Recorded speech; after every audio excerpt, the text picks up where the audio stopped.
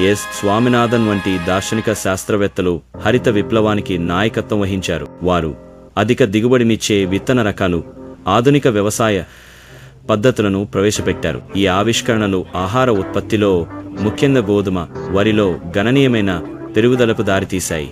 ఆహార ధాన్యాలలో భారతదేశం స్వయం సమృద్ధిని సాధించగలిగింది.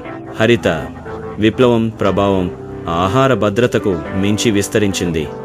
ఇది లక్షలాది మంది రైతుల జీవితాలను మార్చివేసింది, కొత్త ఉపాధి అవకాశాలను సృష్టించింది, జీవనోపాధిని మెరుగుపరిచింది. సాంకేతిక పురోగతి మరియు ప్రైవేట్ సంస్థ రాజీవ్ గాంధీ యుగం 1980 భారతదేశ ఆర్థిక ప్రయాణంలో ఒక మలుపు తిరిగిన కాలం. అప్పటి మన ప్రధానమంత్రి రాజీవ్ గాంధీ సాంకేతికత యొక్క పరివర్తన శక్తిని గుర్తించారు. భారతదేశ వృద్ధిని పెంపొందించడానికి సాంకేతికతను ఉపయోగించుకోవాలని ఆయన విశ్వసించారు. రాజీవ్ గాంధీ నాయకత్వంలో